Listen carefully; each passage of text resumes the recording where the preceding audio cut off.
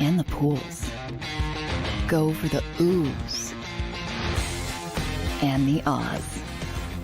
Go for the bubbles and the bubbly. Go for the story and the stories. Go for the win. Go to Ocean Casino Resort. Book your trip at theoceanac.com.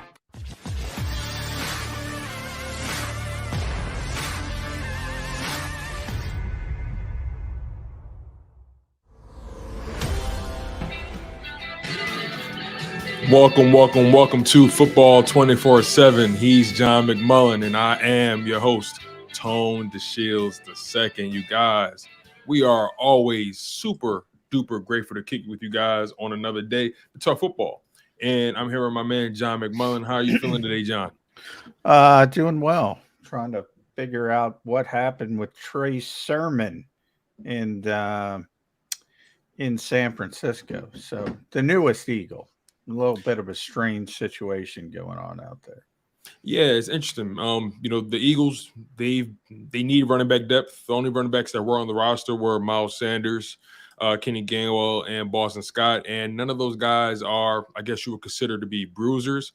And I think that's where Trey Sermon comes in, right? He's more of a physical running back, very young, still yet to be proven in this NFL. But I'm right with you on that. Why would the San Francisco 49ers get rid of a 23-year-old running back that they drafted with a day 2 or a day 3 pick, if I'm not mistaken? He has nothing but upside, if you ask me. But I'm curious, is there anything you've heard? Is there anything that you've been told, or are you still in the dark on that? Yeah, I was just texting some people out in San Francisco. Evidently, he lost out to an undrafted rookie, Jordan Mason from Georgia Tech, I believe, beat him out. San Francisco claimed a player off waivers, Blake Hansen, offensive lineman, and they had to create a spot. Right. And they cut Trey Sermon. And you're right, he was a 3rd-round pick last year. So that's a little bit concerning to me. There was a John Lynch quote, the GM out in San Francisco. And he said on Trey, it's been much chronicled, his readiness last year. Not that he wasn't ready. He wasn't ready to play like we felt we needed him last year. So he's contradicted himself in the same sentence. But clearly they didn't think he was ready when he got an opportunity. There's a bunch of 3rd-round picks that have been cut this year from last year, but they're all regime changes. In other words, coaches got fired, new coaches come in. They don't have any history with picking those players. This is a little bit more concerning because it's the same coaching staff, it's the same GM, and they're giving up on a 3rd-round pick so quickly. But he certainly got talent. He's 23, as you mentioned, so the Eagles will get him. Same with Ian Book, who was a 4th-round pick, by the way, last year. The Eagles have them under their rookie deals, so they have them for 3 more years. So if it works out, great, but it is a little bit of a concern that San Francisco gave up on him so quickly. You have to ask questions over that. Yeah, I guess my biggest question would be, what would make the Philadelphia Eagles take a flyer out on a guy who was cut just coming out of his rookie year? And, I mean, he hasn't really had enough time to be in this NFL to really pick up too many bad habits, I don't think, unless he came in with bad habits. But, I'm curious, a guy like LaMichael Perrine as well, they brought him in to add depth to that running back room. So I'm just curious as to why do you think the Eagles decided to take a flyer on those two guys that are honestly, well, they need a bigger back, and they needed a 4th running back. So we talked about that. You're not getting through a 17-game season with 3 running backs. So the Eagles were always going to add multiple bodies to the practice squad. They also brought Kennedy Brooks back, so they have him as well. Okay. Ironically, Brooks and Trey Sermon played in the same backfield at Oklahoma before Sermon transferred to Ohio State. Trey also played with Jalen Hurts at Oklahoma. So, they're throwing darts and maybe one of them hits. And, we said running back is a position where you can get guys. But clearly the Eagles like Sermon's talent because they tried to trade for him. Number one, Howie was patient, knew he was going to get waived. Now that's a little, iffy because the Eagles are 19th on the waiver wire, so 18 teams could have picked him, and he wouldn't have came to the Eagles. So they gambled from that perspective, and they got him, and he's got a roster spot. So, we'll see if he can turn around his career in Philadelphia. Doesn't hurt, if it doesn't work out, it doesn't work out. I want to play a little hypothetical game with you.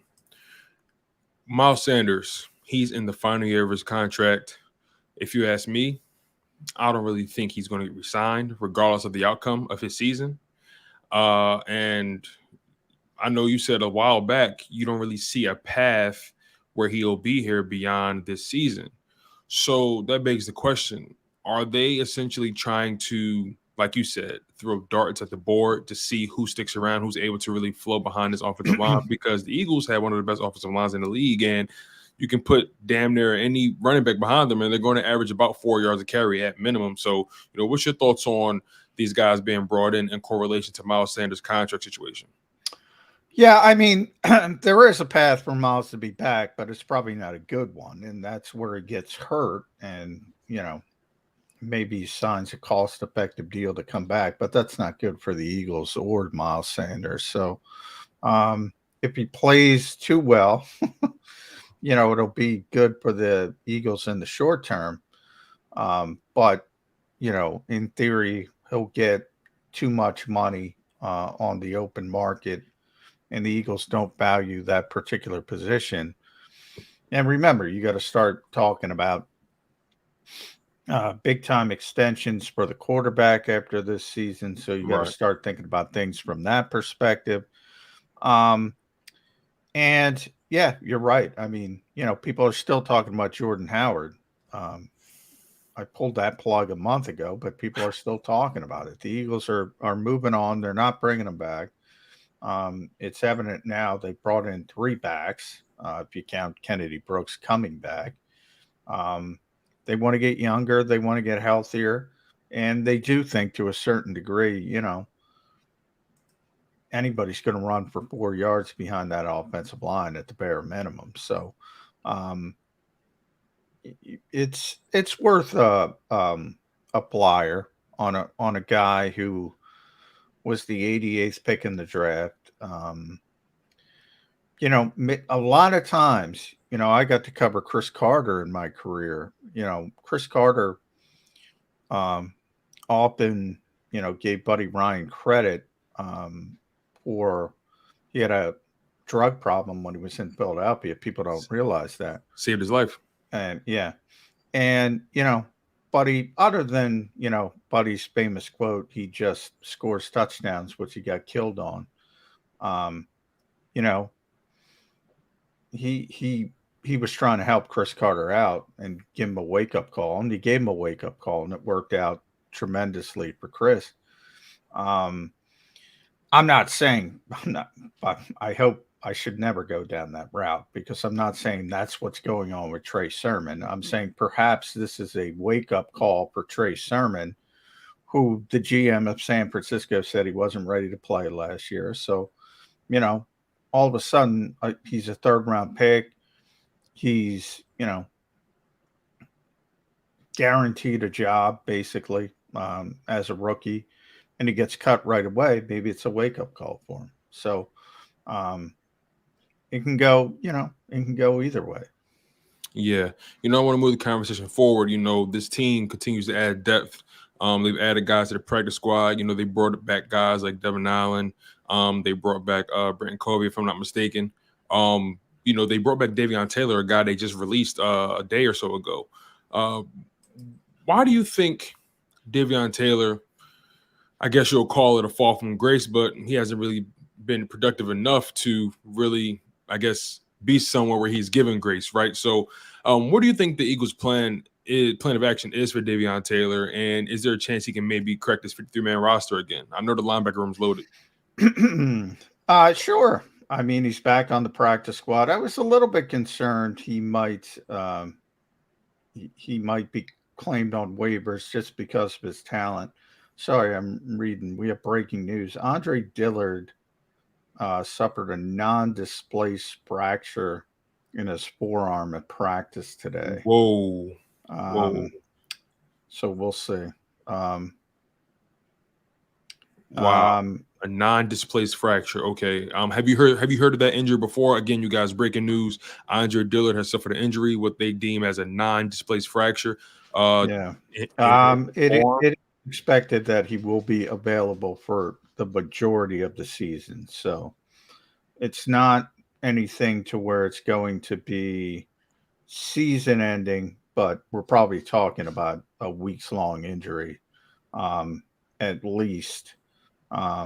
And that's a concern from a depth standpoint. So all of a sudden, you know, we talked about that all off season because, you know, the Eagles could have traded Andre Dillard, but they think they're a contender. They wanted the depth, and that depth is probably not going to be there early in the season.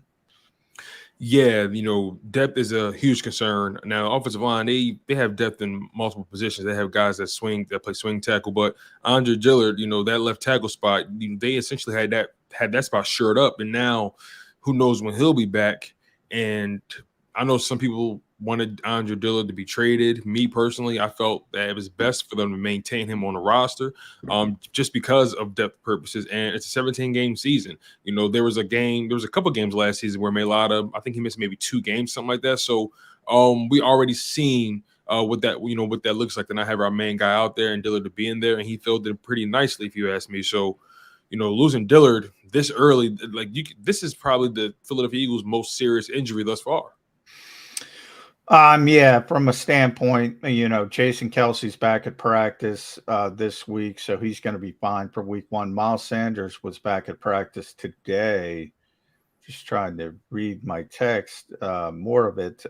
So, yeah, they're very healthy, and this is really the first injury where you say, all right, he's not going to be there week 1 in Detroit. It's a matter of how quickly he can come back. Remember, that's interesting wording, majority, because there's 17 games. So, you know, that could be an 8-week injury. Exactly. Yeah. So, and non-displaced fracture, probably closer to 8 weeks than 2 weeks.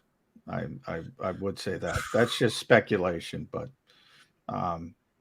you know, offensive linemen sometimes do play with, you know, broken bones, but a forearm, yeah, I'm not sure you can go out there with a big club on your forearm and be effective. So, but you know, the good news is he's not a starter, and hopefully Jordan Mailata stays healthy at this point. Yeah, most definitely. I'm curious to know, you know, Andre Dillard, this isn't the first time he's had I guess you'll call it major injury. I'm curious what's your thoughts on what that does to his overall value at this point. Yeah, I mean, he tore his pec, or was it biceps? It all runs together, but had a significant tear. You know, but that's not the Eagles' concern, to be honest. The Eagles kind of know they're losing him after this season. So, you know, good, bad, indifferent.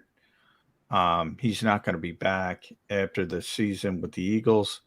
Does it affect his trade value if they want to try to move him by the trade deadline? Probably. But we'll have to see how long the injury is. I mean, purely speculation at this point. Yeah, everything's still pretty fresh. So you guys make sure you guys stay tuned to JAKIB Sports. We're going to be following this situation as it develops. Make sure you guys smash that like button. Make sure you guys continue to share the content and comment below. And on top of that, make sure you guys are subscribed to the JAKIB Sports YouTube channel. And if you want more from John McMullen, if you're an avid reader of John McMullen's articles, make sure you guys lock in on jakibsports.com. That's JAKIB sports.com. John's one of the best out here doing it. So make sure you guys are locked in on his observations. Now, the Eagles announced their team captains today. They named Jason Kelce, Jalen Hurts, Lane Johnson, Jake Elliott. Just to name a few guys thus far. They named 3 guys on the defense side of the ball as well. Last year they only named 6 captains. This year they named 7. And Fletcher Cox, and on top of that, Jason Kelce, they're going to be getting their gold patches. For the first time. These are the first 2 Eagles that actually have gold patches. Why do you think that is? And, why do you think these guys were selected to be the team captains this year? Well, the team votes on it. Nick allows the team. So it's basically the players making the decision. Typically you're going to pick the quarterback. And as Jordan Mailata said today, of course, Kelsey's going to be a captain. Lane has been a part of this team, Brandon Graham, Fletcher Cox, veterans. Darius Slay was really overwhelmed that his teammates voted him to be a captain. Yeah, this is his first time, right, in his career. Yeah. He jokes around a lot, so sometimes people don't take him seriously. So he was kind of happy that his teammates overlooked that. And then Jake Elliott on special teams. No surprise after the year he had. So it's the team, it's the players, and that's who they wanted to be captain. During the pandemic year, 2020, so Doug's last season, the Eagles have only had captains, I think, since 2017, to my knowledge. Doug started it. He let the players vote for it as well until the pandemic season, when he named the captains. And I think he did that because they weren't around each other. So he made the decision. That was the virtual meeting year. They never met together. The only thing they did together was go out on the field, basically, which is so stupid in hindsight. Does anybody realize how stupid we handled that?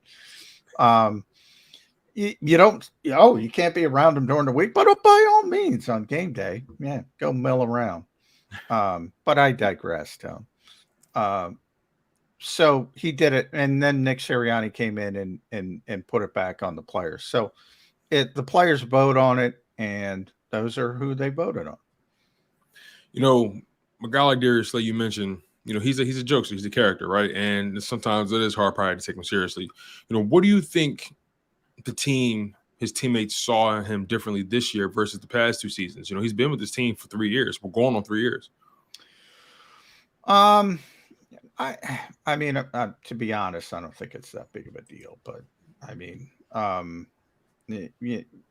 he's a good player. So if you look at all they have in common, they're all good players. Kelce, Lane, Fletcher, Brandon have been around Philadelphia forever. As I said, Jake's coming off his great season, and Jalen's the quarterback. So, they pick their best players, essentially, or the players with the best reputations. But, it's not going to matter. Captains aren't going to matter. I mean, let's be honest. I'm curious because, like a guy like Jalen, he's the youngest out of all these guys. And, if you're a quarterback and you're not named a team captain, there's a problem. Now there's some rookies maybe that have to earn it. Jalen's been around for a while, and Jalen's a tremendous leader. So obviously they're going to vote for him. But yeah, if you're a quarterback, you'll see it around the NFL. Teams that have captains, 99% of the time, unless it's a rookie, the quarterback is going to be a captain. That's just the way it is. Yeah, good point. I'm curious, right? I've been thinking a lot about this Eagles-Lions matchup, and the game is about 10 days away. Well, it is 10 days away. And, this is going to be in my humble opinion, it's going to be a hard-fought game. It's week 1. Both teams are 0-0.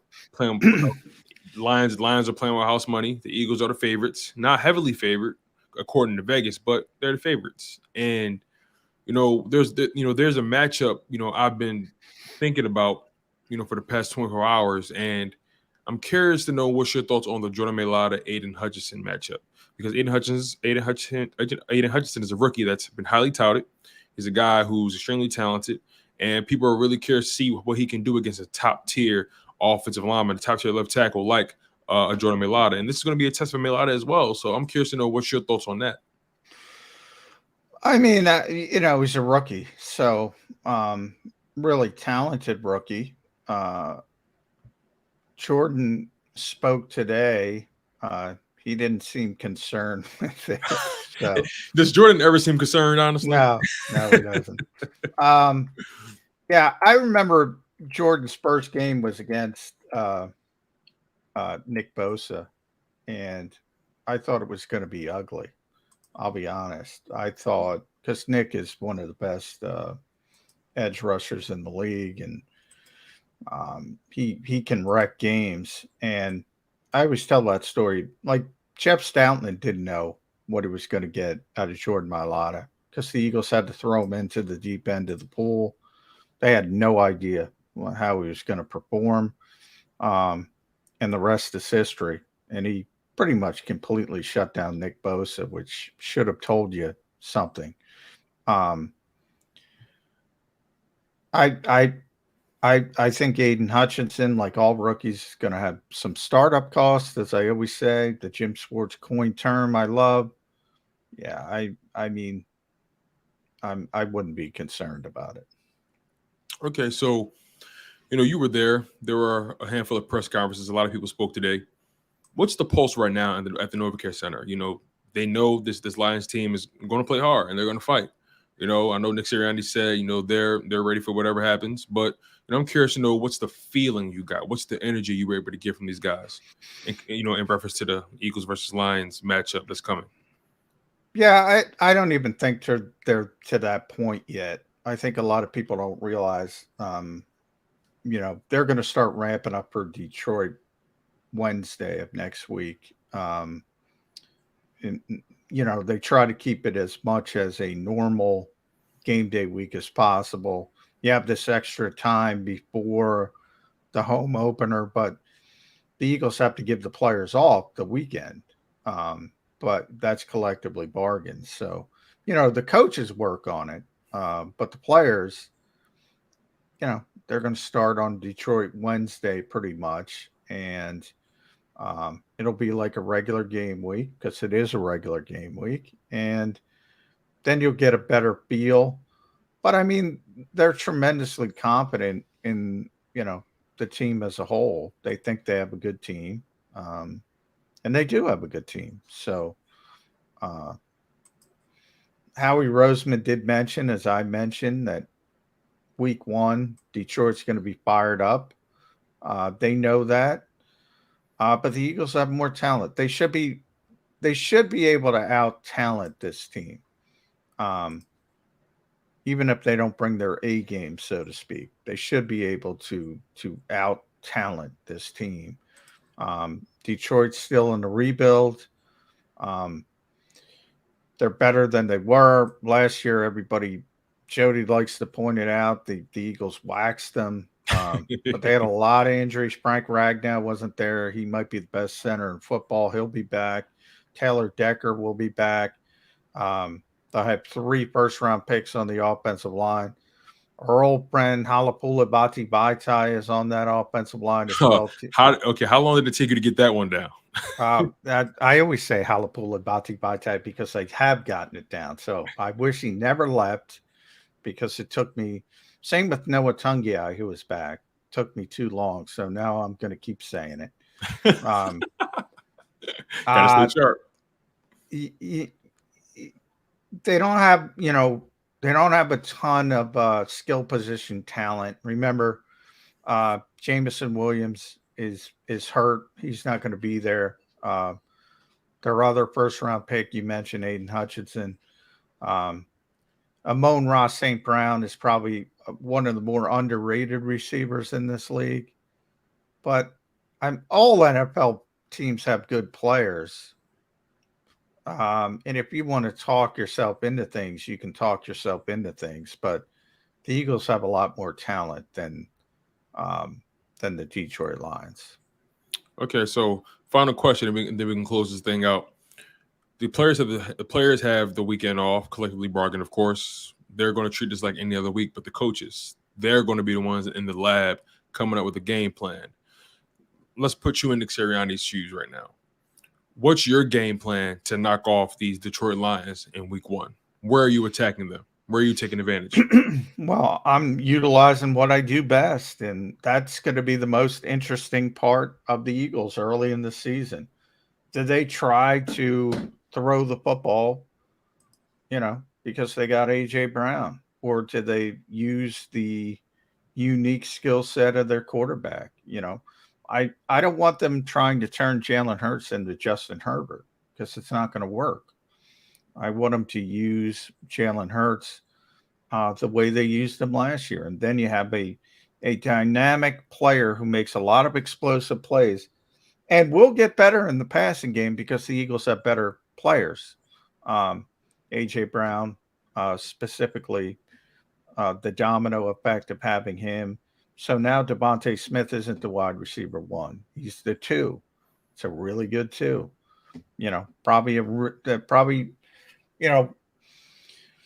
Devontae's got a lot of talent, but if you're being honest, as a number 1, probably bottom half of the league. As a number 2, probably top 5 in the league. Wow. Quez Watkins, as a number 2, probably bottom 5 in the league. As a number 3, it's fine. It's probably top half of the league. So A.J. Brown's presence is sort of like a puzzle piece, and everything falls into place from there. As a legit wide receiver 1, you have one of the best tight ends in football, arguably the best offensive line. Jalen will get better throwing the football as long as AJ is out there. But again, I don't want him slinging the football like he's Justin Herbert. Right. I don't think that's the way to go. Yeah. I agree with you on that. For me, I always say it's not about the quantity of throws for Jalen Hurts. It's about the it's about the quality, right? Not the quantity, the quality of throws for Jalen Hurts. I don't care about him throwing the ball 40 times a game. I don't want that. I honestly don't care how many times he throws it. Really, I'd be comfortable if he threw the ball 25 times and he was efficient and made the right throws, made the right decisions. That's where my mind is. So yeah, you guys, you were locked in on Football 24/7 with John McMullen. I'm your humble host, Tone DeShields II. Make sure you guys continue to stay engaged on the content. Make sure you guys smash that like button, continue to share and comment on the content as well. And make sure you guys are subscribed to the JAKIB Sports YouTube channel. And if you want more from John McMullen, if you're an avid reader of his work, make sure you guys check him out on JAKIBsports.com. That's JAKIB Sports.com. And on top of that, make sure you guys are locked in on the newest and the best post-game show that's coming to town September 11th, featuring Mike Missinelli, Seth Joyner, Derek Gunn, and Devin Caney. I promise you guys do not want to miss this. You're going to be able to stream it on YouTube, on the JAKIB Sports YouTube channel. You're also going to be able to stream it on 6abc.com. That partnership has been amazing. And on top of that, if you guys want to watch it in person, if you guys like to gamble a little bit, if you guys like to put your money where your mouth is, this post-game show will be presented live at the Gallery at Ocean Casino Resort. That's their new sports book, the Gallery, and there you can place your sports bets, get good food, get good drinks, and catch the ultimate vibe. So make sure you guys are locked in on the JAKIB Sports post-game show featuring Derek Gunn, Mike Missinelli, Seth Joyner, and the lovely Devin Caney. Now, that's all I have for you guys today. Me and John are going to get out of here, going to enjoy the rest of our evenings because that's what we do best, but the work never stops, you guys. Make sure you guys continue to smash that like button. Take care. One love. Stay humble. Stay healthy. And most importantly, stay hungry. Go for the pulls and the pools. Go for the oohs and the ahs. Go for the bubbles and the bubbly. Go for the story and the stories. Go for the win. Go to Ocean Casino Resort. Book your trip at theoceanac.com.